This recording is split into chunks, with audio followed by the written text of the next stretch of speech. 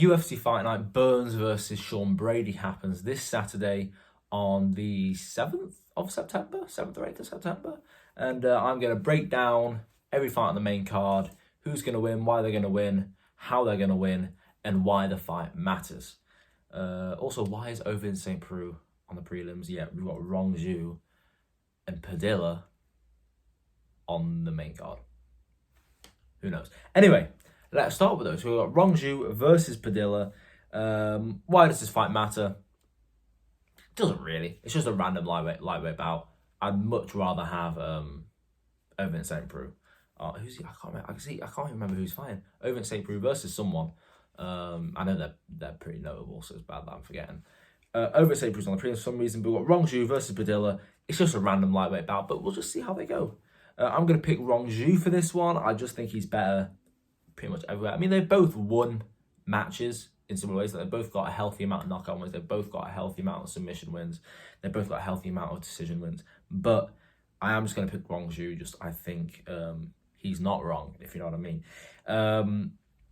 He's also got better losses. Like, as in he's got recognisable names. Rong Zhu was lost to Ignacio Bahamondes and Rodrigo Vargas. Whereas if you look at Padilla, is it Nelson Padilla?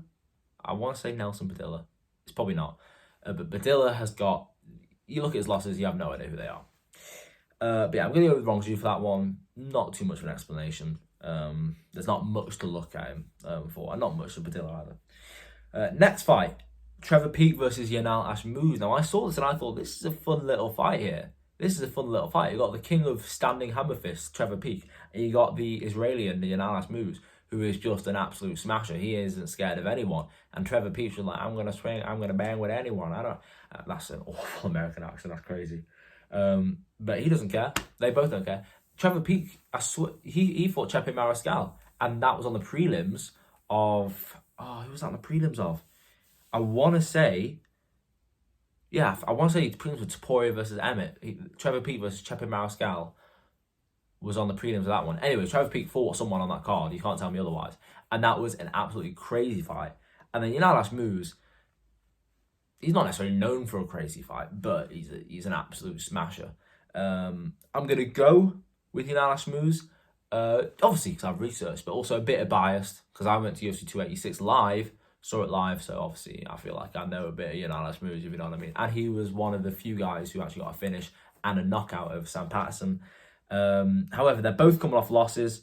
Yanal Ashmouz has just come off a loss of Chris Duncan, but like I said, beat Sam Patterson. Trevor Peek has lost to, obviously, Chepe Mariscal. So he did fight with Chepe Mariscal. Charlie Campbell, Chepe Mariscal, and has a win of Mohamed Yahya. Go and watch those fights, but I mean, I am just going to pick Yanal Ashmouz. I will say it's 50-50, 50% biased, 50% because I just think he might I feel like Trevor Peek out of the two of them is going to be the less composed one. Yanal Ashmouz is just going to be more valiant, more stoic. He'll have a slugfest with you no matter what, but he's going to keep his cool. Whereas Trevor Peek, he's going to get a good hit on you. So, I got him, I'm going to go. Going to gas himself out. Yanal Ashmouz is going to stay nice and calm and smash him. Rong Zhu is going to win by decision, by the way. Yanal Ashmouz is going to knock Trevor Peek out. And it's going to be the fight. I'm going to tell you now. You heard it from me first. Fight of the night, Trevor Peek versus Yanal Ashmouz. If it's not them, then it will be Burns versus Brady. But Trevor Peek versus Yanal Ashmouz, that will be the fight of the night. Next fight, number 11, Matt Schnell versus Alexander Costa. Alexander Costa is going to chin him. Steve Garcia versus Carl Nelson. I'm going to go with Steve Garcia for this one. I'm going to go with Steve Garcia via decision. See, I'm a bit boring. I don't mind picking a decision. I'm going to Steve Garcia with decision. Steve Garcia's record in the... Oh, sorry. Hold on.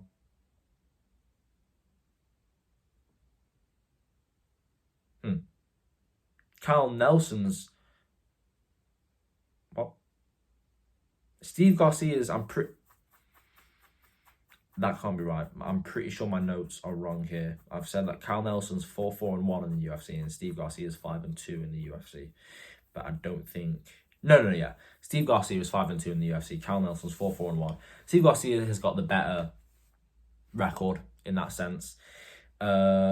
He's also got a 2-inch reach advantage, and as well he's got a win over Chase Hooper. So he's 5-2, 2-inch reach advantage, got a win over Chase Hooper. He's got 2 years of momentum. He hasn't lost in 2 years, whereas Cal Nelson is 4-4-1.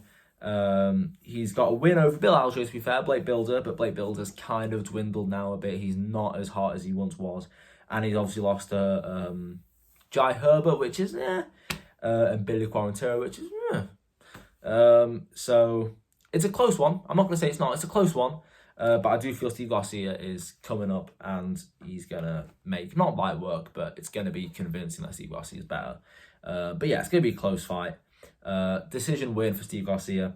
And yeah, why should you care? It's just a high-level featherweight bout. High-level featherweight bout. Let's just see where these guys are in the featherweight rankings. Co-main event of the evening. Wow, we're only 6 minutes in. I've stormed through these.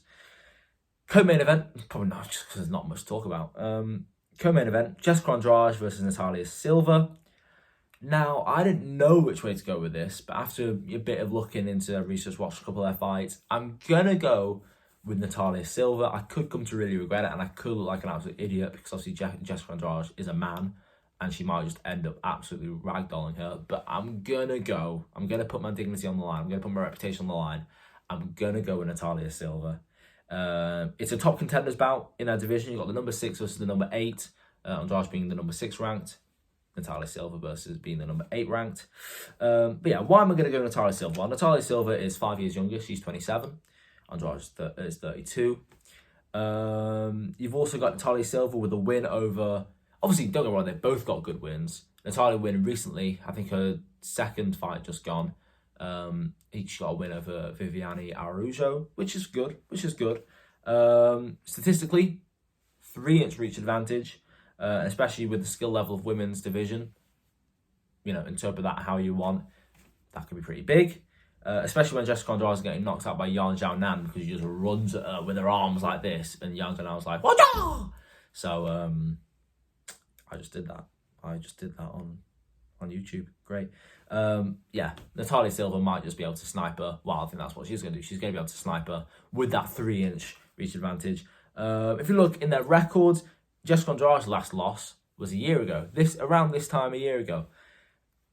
Natalia Silva's last loss was in December of 2017. She hasn't lost in 7 years. So she has got a lot of momentum behind her. She's 5 years younger, 3-inch reach advantage.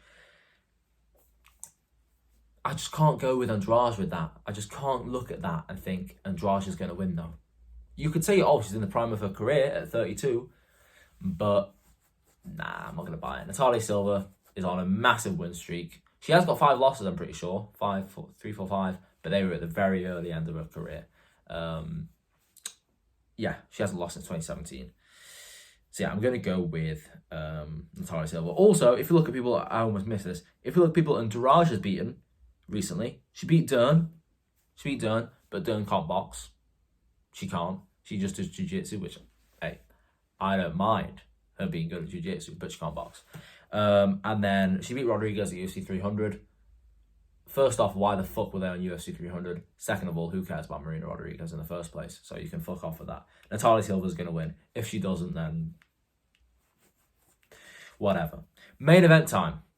Gilbert Durinho Burns versus Sean Brady. Got the number 6 Burns versus the number 8 Brady. Identical rankings to the co-main event. Why should we care? Top contenders bout.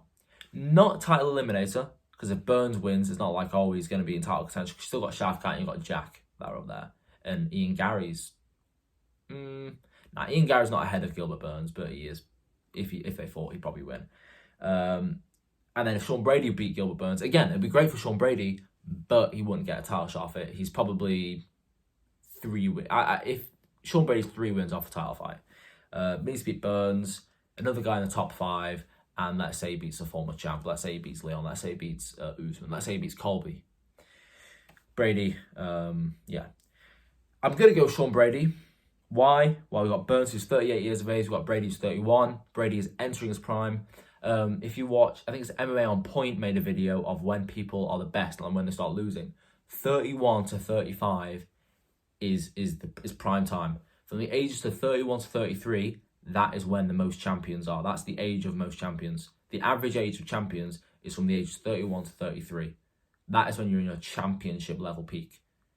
Your overall peak is 31 to 35. From the age of 31 to 35, you are in your prime. After the age of 35, you statistically stop getting better. So Brady is right on 31, so he's now entering prime time. And yeah, Burns is 38, and he's losing now. He's losing to Bilal. Yes, he had his shoulder, but before then he beat Jorge Masvidal, whatever. He beat Neil Magny, whatever. You're meant to beat them. He couldn't beat Jack Della, which I'm not saying that's bad. Obviously, Jack Della proves that he's great, but if you can't beat Jack Della, who's one of the new up-and-coming talents, it's going to be hard to beat Sean Brady. But yeah, let's have a look. Gilbert Burns' last 4 wins against Jorge, Magny, Thompson, and Woodley. Now, you got Jorge who's a striker, Thompson who's a striker, Magny who's not necessarily a grappler, he's a clincher, but Brady's not a clincher. But you got Jorge and Stephen Thompson on there who are both strikers. Woodley, yes, he's a wrestler, but he's washed at that point, so we're not going to consider that. Don't call me out on that one. But yeah, you got Jorge and Thompson, who are the really bold, highlighted ones there. Strikers. He can beat strikers. All right, fine. I mean, he couldn't even finish them, but he can beat them. Whereas his losses of Jack Della, who's a boxer, but he's up and coming, lost to Bilal, wrestler, boxer, primarily wrestler. A loss to Chimaev, wrestler, and a loss to Usman, wrestler. From that, we can tell that he struggles against upcoming talent who are entering their prime and who are young, and he can't beat wrestlers. Well, guess what? Brady is both of those. He's young and upcoming talent, and he's a wrestler. As well as that, Brady's got a 1.5 inch reach advantage. His only loss is to the world champion, which is crazy to say. When I remember watching that live, Sean Brady being beaten by Bilal, I thought Sean Brady was going to walk through Bilal. Bilal won, crazy. But I would have never thought Bilal was going to be champion. Sean Brady lost to the world champion, which is great for him because that now makes that loss look all right now. And yeah, like I said, he's a new wave of talent. Don't get me wrong. Hey, don't get me wrong. I want Gilbert Burns to win. Right, I want Gilbert Burns to win because who doesn't love Gilbert Burns? But he's 38 against an upcoming talent who's a wrestler. Statistically, it's not going to work out for him, unfortunately. But hey, there's only one way to find out. You got to watch it live Saturday night. Obviously, I'm not trying to promote nothing. I'm just saying that's what you got to do. So yeah, I'll be watching it. I hope you're watching it.